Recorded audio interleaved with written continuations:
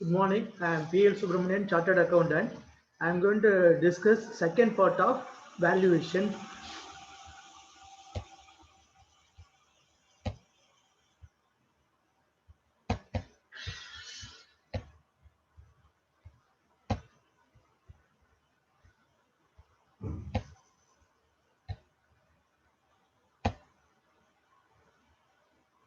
I would like to give my introduction. I am PL Subramanian, Chartered Accountant with more than 30 years experience, various field including indirect tax, direct tax and all that. I have written, I have taken executives programs in the last 25 years for direct tax, indirect tax, export, import, etc. Now I am concentrating on direct tax and I indirect tax also. I teach in management institutes, executive development program and all that. I have put on YouTube also some videos. If you want, you can take my contact number and all that. Then I will give the other information. Then we will start discussing the valuation part 2. You can take it. I will give a few minutes, 1 or 2, say 1 minute or something like that.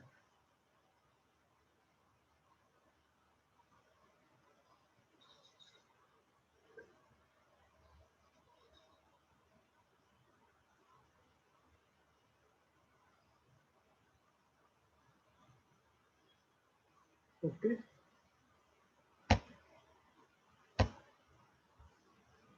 Okay. Now I have written nearly 20 books on direct tax, indirect tax, limited liability partnership, Maharashtra professional tax, etc. This GST book is published by Reddy Reckoner. Even though it is called Reddy Reckoner, it is a full-fledged book. It will contain all commentary and all that, then act, rule, etc.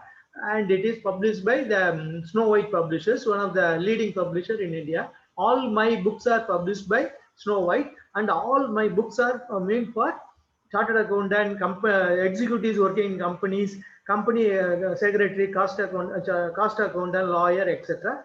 Till now, I have not written any book on, even though I take the classes for students, I have not written any specific book for the students as such. Most probably in the short time, I will be coming out some book. This is the GST Ready Reckoner. It is a complete guide and all that. So this, I am happy to inform you that the service tax ready reckoner came 28th edition in the during but after the budget 2017. Afterwards, GST has been introduced. That is why after that we have not come out 29th to 30th edition and all that. So my as far as indirect tax is concerned, my books on Maharashtra value added tax is very popular in Bombay. Almost all the corporates and chartered accountant will be having my book on Maharashtra VAT as such. Then I have written CST also, Central Sales Tax also. Before that, I have written Bombay Sales Tax also. So many other indirect tax books also I have written that. Now we will be going to valuation rules. Say, if you have not seen my first video on valuation part 1, it is better to see that, then go through this video. That will be very beneficial to learn the subject as such. When the we have to refer to the rule, because say supply is not price is not sole consideration, and it is not to a related party, then we have to go to the rules, etc. So we are going to see that where the consideration is only in money, the value of supply shall be the open market value of such supply. So because that in this case the money is not given by the recipient completely, it is given some other firm and all that. In that case, we have to find out what is the open market value. For example, the supplier himself supply to somebody, another unrelated party and all that for a particular price. That price can be taken. Or if open market value is not available, be the sum total of consideration in money. That is, what is the money received, and any such further amount in money as equivalent to the consideration not in money, if such amount is known at the same supply. Say, normally the TV, when we are buying a costly TV and all that, they take the old TV and they charge something less for the new TV as such. So what you have to do, what they charge, that also to be taken as a value, and what is the PV we are giving to the supplier, that value also to be taken and it is to be added. That is the thing. We will see the one illustration given in the rule itself. Say one thing, no, sometime say the Contract Act is one of the best drafted act, and amended very few times, because government is not interested like income tax or GST and all that. Very few times is there, and lot of examples will be given. Likewise, here also in this valuation rule, they have given some example where a new phone is supplied for 20,000 along with the exchange of an old phone, and if the price of the new phone without exchange is 24,000, the open market value of the new phone is 24,000. What is that? The company supplies the new phone for 20,000 and it takes the old phone, but without any exchange, they sell it for 24,000. So 24,000 will be the value, on that we have to pay the GST. That is the meaning of that. Second illustration, where a laptop is supplied for 40,000 along with the partner of printer that is manufactured by the recipient, and the value of the printer known at the time of supply is 4,000, but the open market value of the laptop is not known. The value of supply of the laptop is 44,000. So laptop sold for 40,000, but old printer of that buyer also taken back by the supplier. The value of the printer is 4,000. So the amount charged as a price 40,000, and the value of the article given by the purchases is 4,000. 40 plus 4, 44,000 will be, on that GST is to be paid. Okay. The value of supply shall, if the value of supply is not determined under class A and B, what we have discussed earlier, we take B, the value of supply of goods or services are both of like kind and quality. It might be sold by the same person, but not the same specification. It is like kind and quality, or something is the same type of thing sold by some other. That price can be taken. If value is not determinable under class A, class B, class C, B, the sum total of consideration in money, such further amount in money that is equivalent to consideration not in money as determined by application of that. So what you have to do, that we have to go to the valuation and rules 30, 31 and all that. It is to be that. What is the valuation rule 30? Value of supply of goods, services, both based on cost. Cost plus 10%, 110%. So we will discuss afterwards. 31, residual method of determination of value of supply of goods and services are both. Residual means it is not that officer can decide whatever he has to take into consideration all the facts. What is a provision of the section, other rules, etc. He has to take into consideration, then he has to decide that. Distinct person. Distinct person means a person who got registration in more than one state. So there is no centralized registration, because GST is to be paid to the state government also and central government also. If the place of supply is in Tamil Nadu, Tamil Nadu government will get some tax, Tamil Nadu GST. If it is Andhra, the place of that supplier is in Andhra, the Andhra Pradesh government has to get it. So separate registration is required. That is that. Now, the last year they introduced within the state more than one registration. That is also possible. What is the meaning of that? In Tamil Nadu, one person got business in Chennai, and he is having business in Madurai also. If he wants, he can take two registration. Previously for different vertical only you can take it. Now not like that. It is at the option of the taxpayer. He can take more than, provided what is the requirement to get the more than. Because many people, they don't understand this. They think that the same building, they will have 2-3 businesses, they will take 2-3 registrations. Not possible. What is that? Any person having multiple places of business, within a state requiring a separate registration for any such place of business, shall be granted separate registration in respect of each such place of business. It is at the option of the taxpayer only.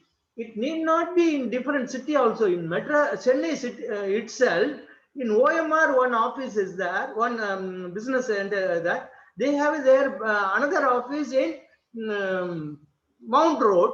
They can take two registration. For the business situated in OMR, they can take one registration. The business situated in Mount Road, they can take another one. This point, it is not related to valuation, but the consultant and all that, they should remember that. Otherwise, they say that in the same place, we can take 2-3 registration and all that, not possible. Okay. Now, valuation rule 28, between distinct or related persons. What is the distinct person? We already saw that. One person with one PAN, he got more than one registration. That is that both the registrations are distinct persons. I was told that in some state, when a person is giving to other person, unrelated party, they say that, sir, this is distinct. No, they say that the business people are telling the officer, sir, it is not distinct, sir. No, no, no, no. Say whether you and that party are different or not. Yes, business people will agree. Then the officers are telling, sir, that is meaning of a distinct person. It is not like that. If unrelated party and all that, they will not become. Wow, a person with one PAN, he got more than one registration, then they are distinct person. Value of supply of goods or services or both between distinct persons or where the supplier and the recipient are related, other than where the supply is made through an agent. Here, three things they are giving: distinct person, related party, and agents. Three things they are telling. B is that open market value of such supply. It is very difficult. If open market value is not available to be the value of supply of goods or services of like kind and quality, that is also we have discussed. The value is not determinable under class A and B, A or B. B, the value is determined by application of rule 30 or 31 in that order. Before that, they have given some other very good rules also. What is that? For the goods are intended for further supply as such by the recipient, value shall at the option of the supplier, at the option of the supplier, by be an amount equal to 90% of the price charged for the supply of goods of like kind and quality by the recipient to his customer, not being a related person. Say the recipient sells that type of product for 100 rupees. That supplier who is supplying to the recipient, that related party, he can charge 90%. This one option is given. This is not for not applicable, not necessary for distinct persons. Okay. Now, while the recipient is eligible for full input tax credit, the value declared in the invoice shall be deemed to be the open market value of goods and services. First of all, we have to remember that there is a very big difference between VAT and GST. What is the difference? In the case of VAT, if you send the goods to some other branch, which is situated in another state and all that, you need not pay tax to the under the VAT. But in GST, it is required. But as far as excise is concerned, whenever you remove it from a factory, you have to pay. That is different. But many of the GST practitioners and all that, they have not practiced excise. Then they think that what is this and all that. Moreover, what they have told, if the branch, for example, distinct person is going to take full, or the other person is a related party is going to take full credit.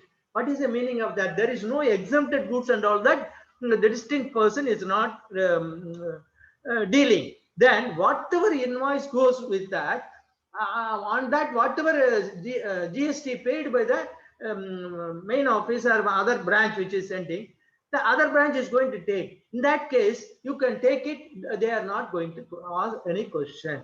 But in my training programs, people are asking, sir, it is 50 lakhs worth.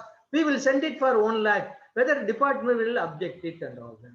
Say, if you do like this, they will think that you are doing some manipulation and all that. And unnecessarily you have to discuss and all that.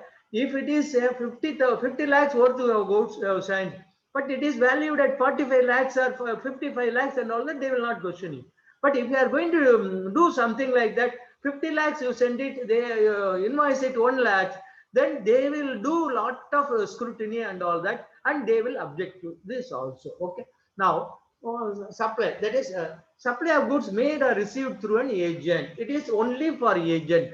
By the open market value of the goods being supplied or at the option of the supplier be 90% of the price charged for the supply of goods of like kind and quality by the recipient to his customer. Recipient, the related, the agent is receiving and he is selling, and that sale price more or less same kind of goods, like and kind and quality. 90% the supplier can issue the invoice and he can pay that. Department will not object to that. By the recipient to his customer not being a related person, where the goods are intended for further supply by the recipient. This is one possibility. Or a principal supplies groundnut to his agent. Agent is supplying groundnuts of like kind and quality in subsequent supplies at a price of 5,000 per quintal on the day of the supply. Another independent supplier is supplying groundnuts of like kind and quality to the said agent at the price of 9,550 per quintal. The value of the supply made by the principal shall be 4,550 per quintal, or where he exercises the option, value shall be 90% of 5,000. That is 4,500 per quintal. So this is about the agent. Two possibilities. Please go through that 1 minute. Then we will go to the next slide as well.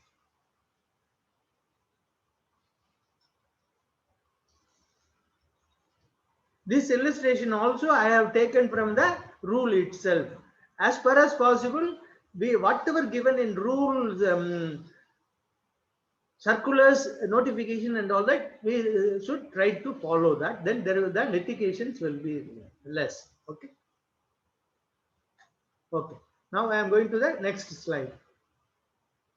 Supply of goods made are received through an agent, where the value of supply is not determinable under clause A, same shall be determined by application of rule 30, rule 31 in that order. So what is rule 30, 31? We already saw the heading. Now we will discuss it after a few minutes. That is rule 30, where the value of supply of goods or services or both is not determinable by any of the preceding rules.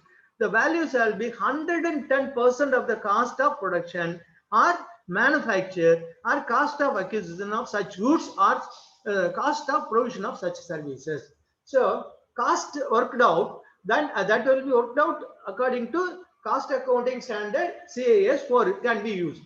Cost of production for captive consumption, that is issued by Chartered Cost Accountant Institute.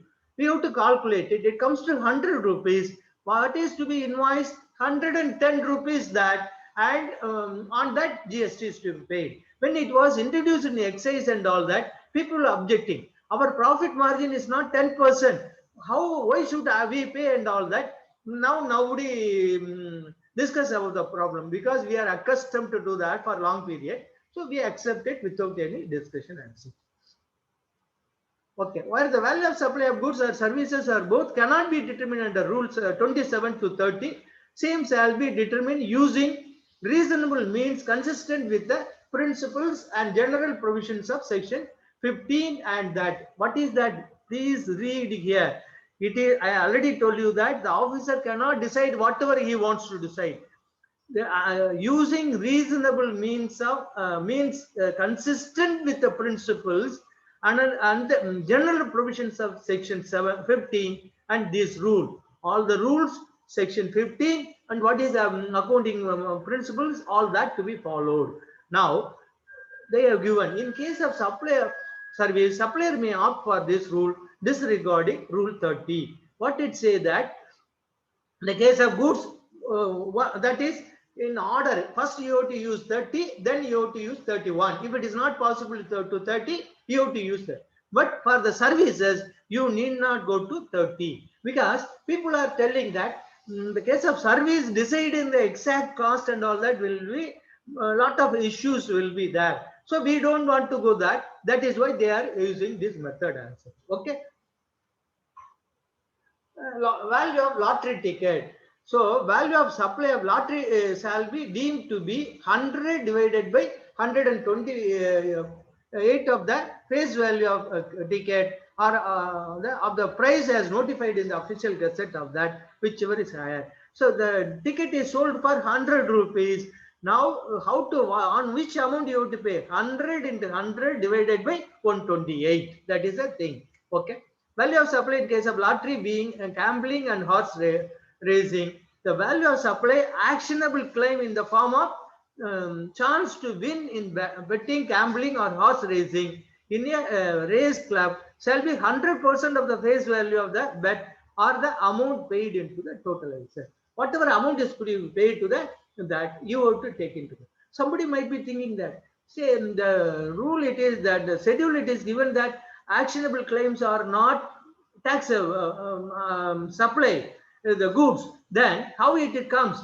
Because there it said exceptions are given: betting, gambling, horse racing taxable, that is betting, gambling and that horse racing is taxable. It will be supply value in respect of certain supplies. So determination of value in respect of certain supplies, why they have given? Because it is very difficult to follow all other methods and all that. They have given option to the suppliers. You follow that. One is foreign currency, another one tickets for travel by air provided by an air travel agent, life insurance business, buying and selling of second hand goods, value of a token, voucher, coupon or a stamp. All this they have given them that. These are very simple rules, but only thing that when we are writing the exam, we will think that why they are giving this type of rule. We have to remember it and all that. Otherwise, what happened? For practice, it is very comfortably we can use it. Moreover, here any calculation is that whatever information you are getting, you are going to value it. You are not going to apply your mind at all. Okay. Now one by one we will see that. Foreign currency. For a currency, when exchange from or to Indian rupees, dollar to Indian rupee to dollar, whatever, the value shall be equal to the difference in the buying rate or selling rate. Whatever, whether it is buying rate or selling rate, you take it. And the Reserve Bank of India reference rate for that currency at that time multiplied by the total units of currency. So for one currency, the difference in that buying and selling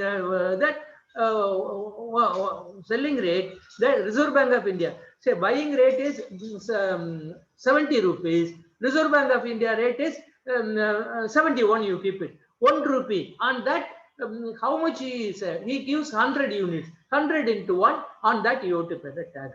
In case where Reserve Bank of India reference rate for a currency is not available, the some of the important currency it will be available, some other currency it will. Value shall be 1% of the gross amount of Indian rupees provided or received by the person changing it. So the bank gives 1 lakh rupees. On that 1% you calculate, on that you calculate the GST. That is the meaning of that.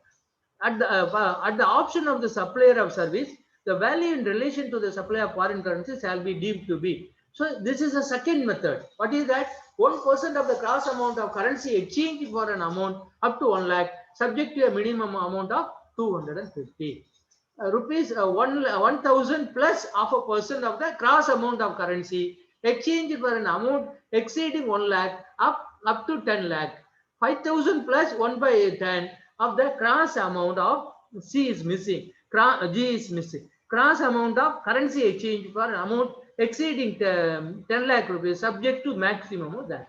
So you may think that every time that fellow has to do a lot of calculation. No, the accounting system itself, it will be given automatically, it will calculate if he is going to follow that.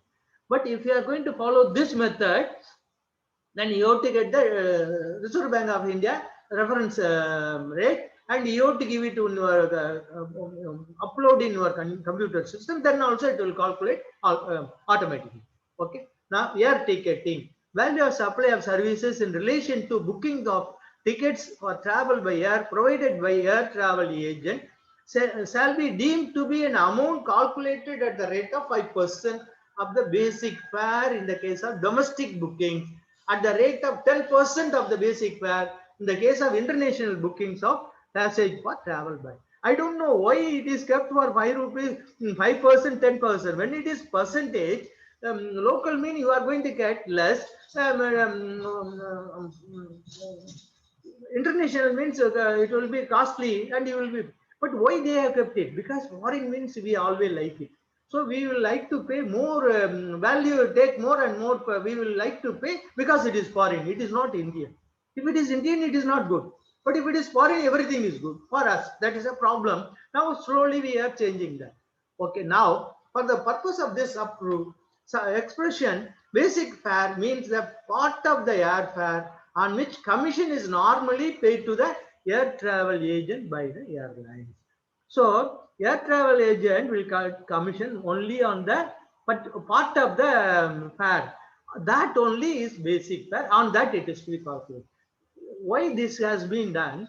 Actually, now what we have to do that they have to do it. What is a commission is getting on that he has to pay the tax. But he tells the person who is coming to book the ticket, my commission is 1,000 rupees. I will pay charge 18%. Say for example, then he will say, sir, you are using your phone and your laptop for 2 minutes. For that, why you are charging 1,000 rupees? So travel agent will not like to disclose to the customer. That is why this is introduced.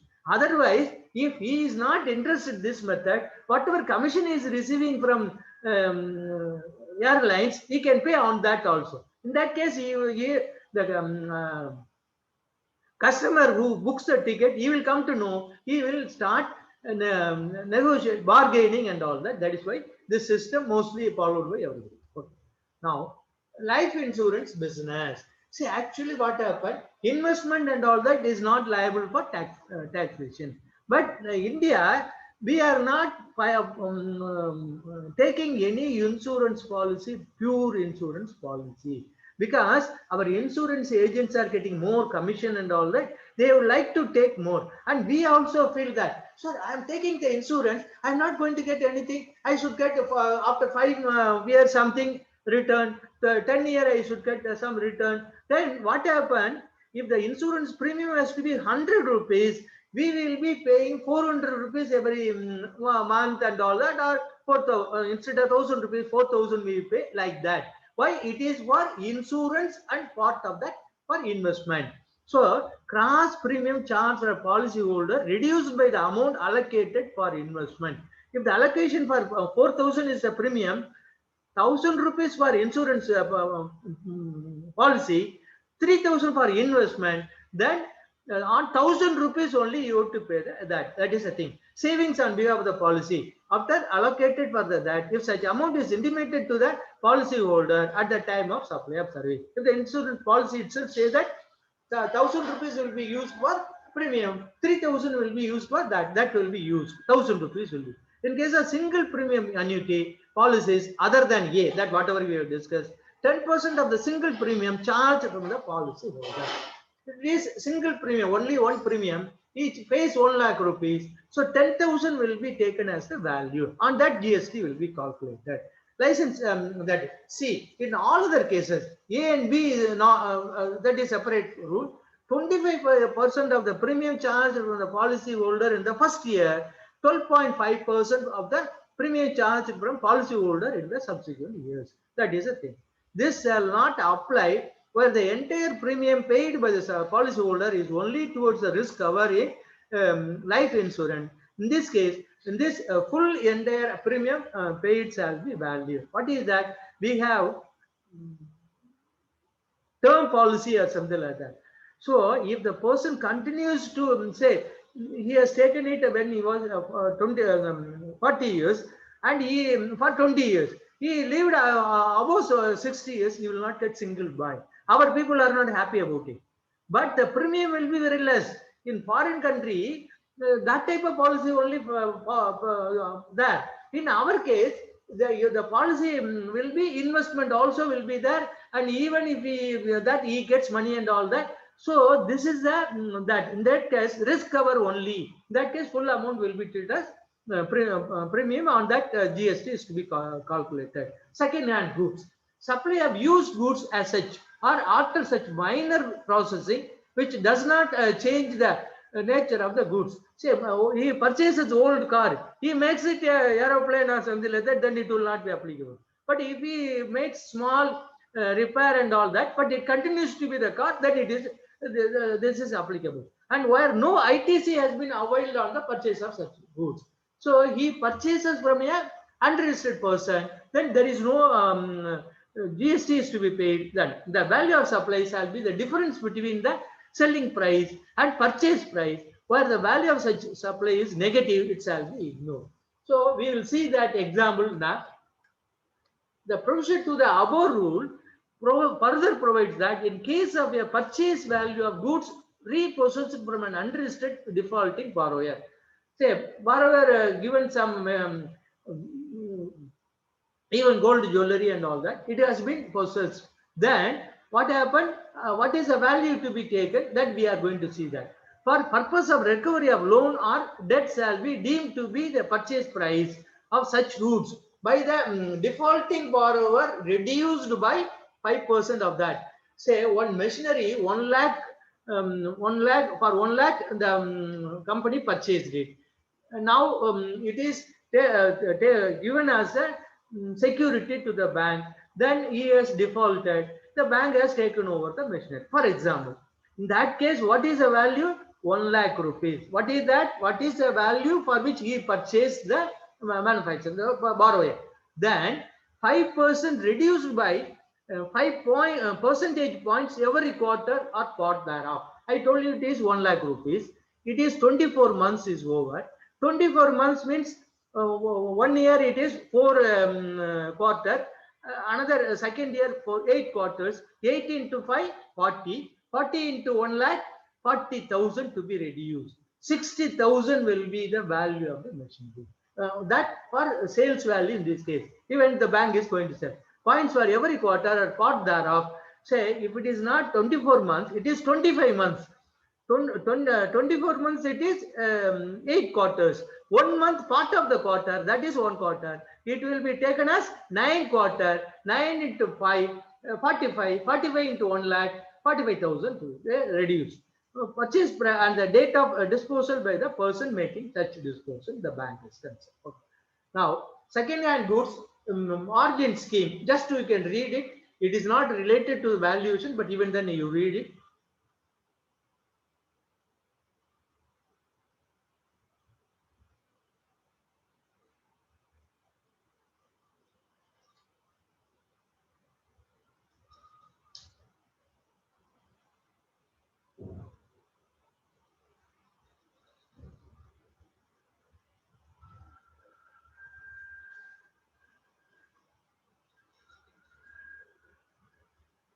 Okay, what it says that under Tamil Nadu Goods and Service Tax, also CGST also, if a registered dealer who is dealing in second-hand goods purchases from an unregistered person, no tax is payable, because unregistered dealer will not apply the GST, he cannot collect it, and reverse charge mechanism is not applicable this time.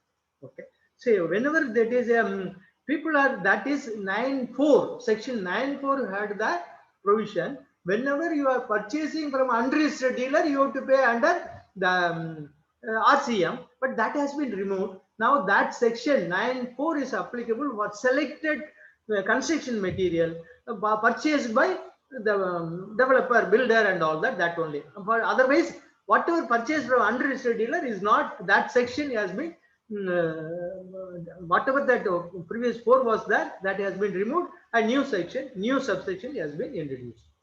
Now, just to see this example.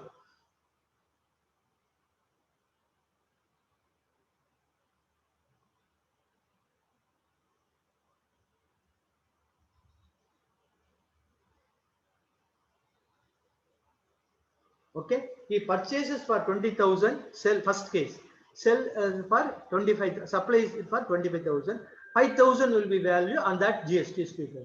He purchased for 36,000, sells for 32,000, 4,000 is lost, no tax to be paid on that by the registered second-hand dealer. Token and coupon voucher stamp. The value of token or voucher or coupon stamp other than the postage stamp, which is redeemable against a supply, shall be money value of goods or services redeemable against such token, voucher, coupon, stamp. In the stamp, it is that what is the value you can redeem it. That will be the value of that. Now, I would like to make some small announcement. I already started I am conducting a full-fledged GST program, training program for the persons who are going to write GST practitioners course exam. Okay, and then it is not for them, and also the persons who are already consultant and they don't want to write the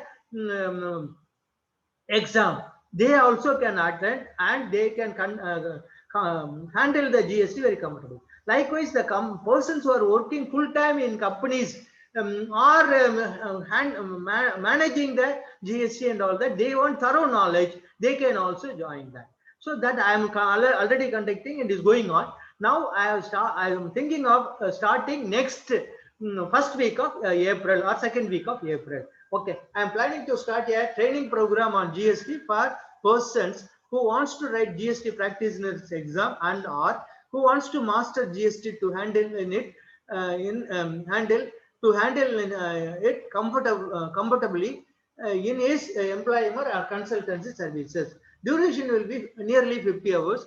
This program will cover whole gamut of GST and each chapter will be revised through MCQs and test will be conducted regularly. So this is not, even though it is for exam also, if I am going to conduct 2 hours explain something, some topic, next session for 10 minutes it will be revised through MCQ. That is all. I'm not going to conduct only MCQ and all that. If you are going to have only MCQs, you cannot learn it. Okay, planned to start second week of April.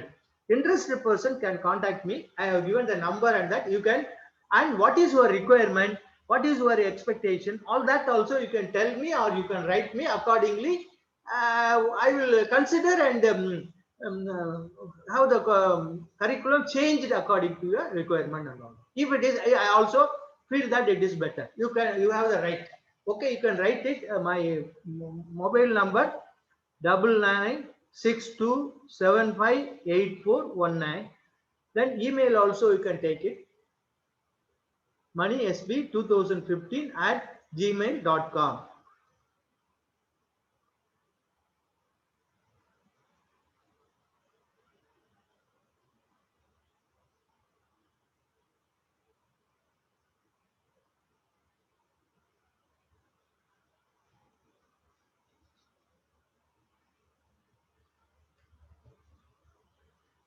Pure agent. It is one of the rule will be followed by very few people because it is have 8 conditions. It is very difficult. First, I will request you to read all that. Then we will go to the example. I will explain to you. But you should know that there is a pure agent. What is the advantage of pure? If it is treated pure agent, whatever, say you engaged a person to supply something service, and he engaged somebody to do the work for you, then whatever he going to pay to the second supplier, that he will be collecting from the first principal, and there will be no tax. That is why everybody is interested to that. For reimbursement, we don't want to pay tax. Why we don't want? That is a practice of that, something like that they will tell. Okay, now you read it. I'm not going through that. I will explain the example, then you will be clear about it.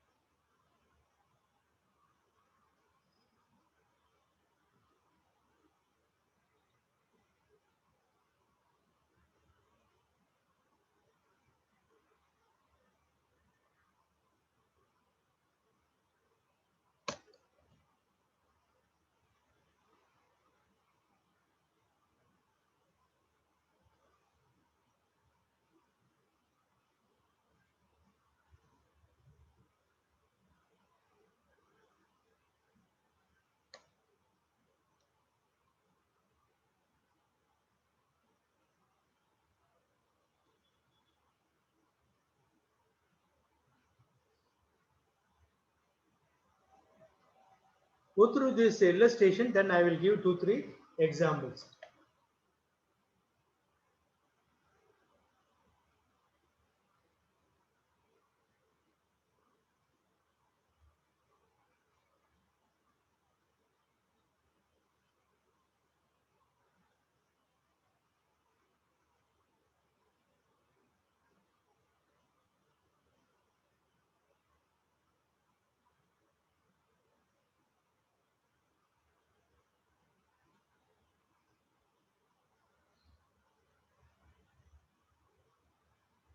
Okay, I will tell you that chartered accountant or company secretary, lawyer, other consultant has been engaged by some client to register a company.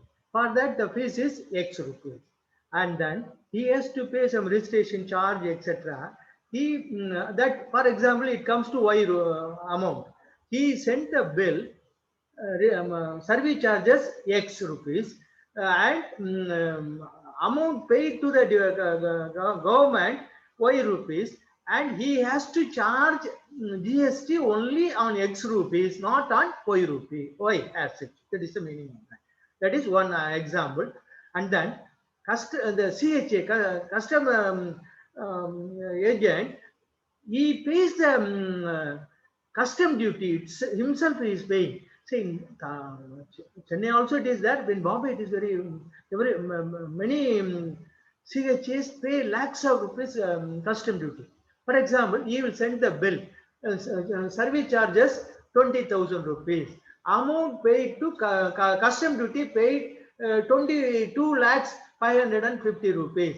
On 22 lakhs 550 rupees, no GST is, because it is he is working as a pure agent. Okay, this is the two things now I offer. Then one the broker, that estate broker, to get a good um, opportunity, he gives advertisement, and he collects get the request from others who are interested. They approach him. For that, he is spending 25,000 advertisement charge. That is not pure, that cannot be treated as payment by pure agent, because he is using it for his work. For that, he is going to charge it. So that advertisement charges he cannot collect it from his client.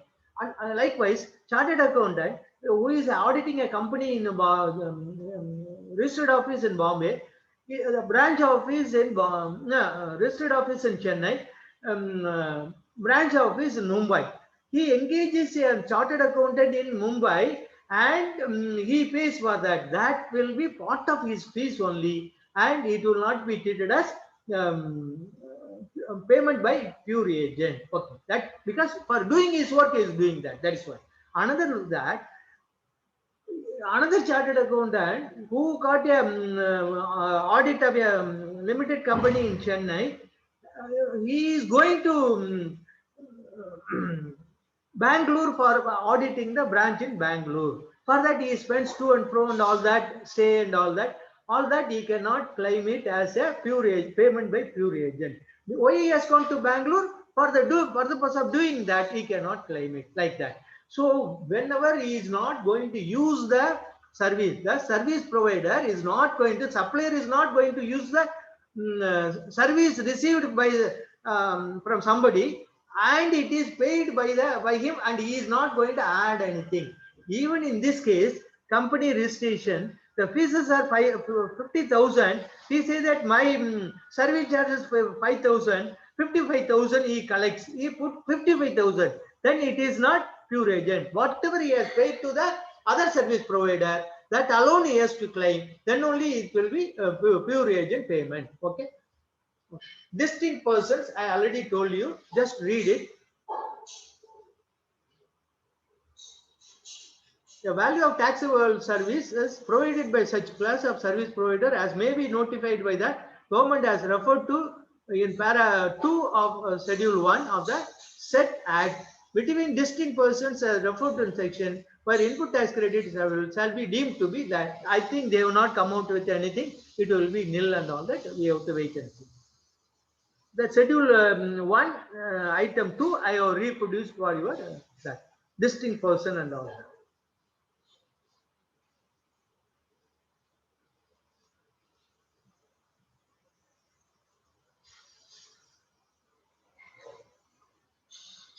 That I already saw that.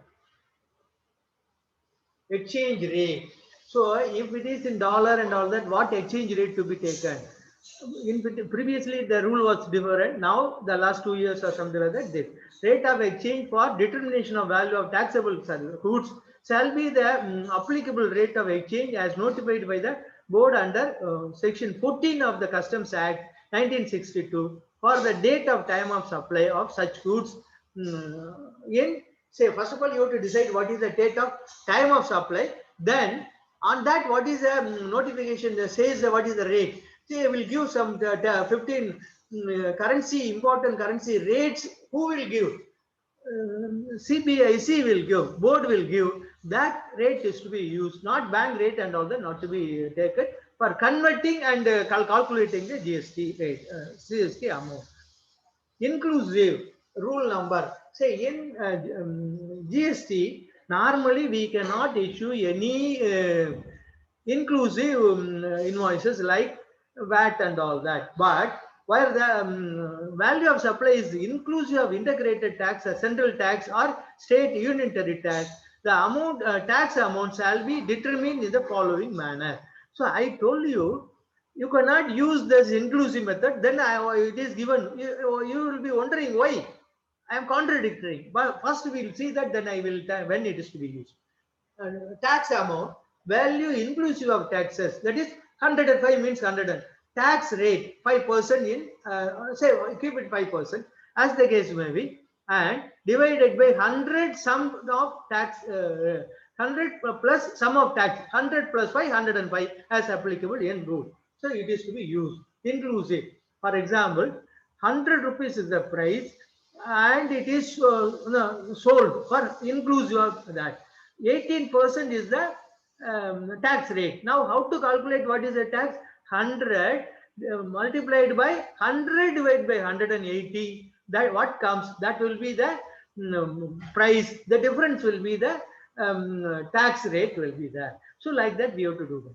When it is to be used, after just to read it, I will explain.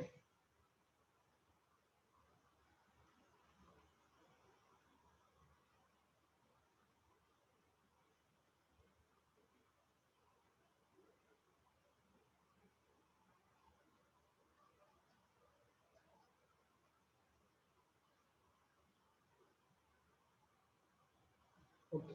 Now, one person has reached 40 lakhs today.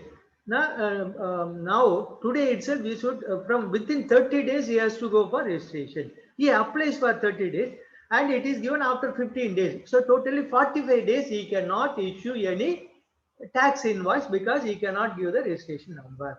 He can issue an inclusive tax invoice within 40, say 45 days over, when he gets the order date.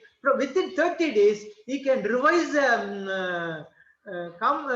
tax invoice to price and tax separately. What is that?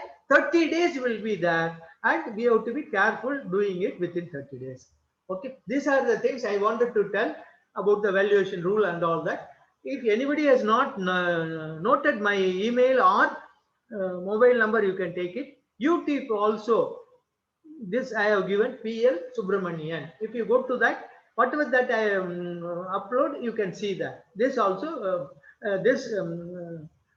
also you can see that. And if you have not gone through my previous video on valuation part 1, please go through that. Then you go through this. Then it will be useful, more beneficial.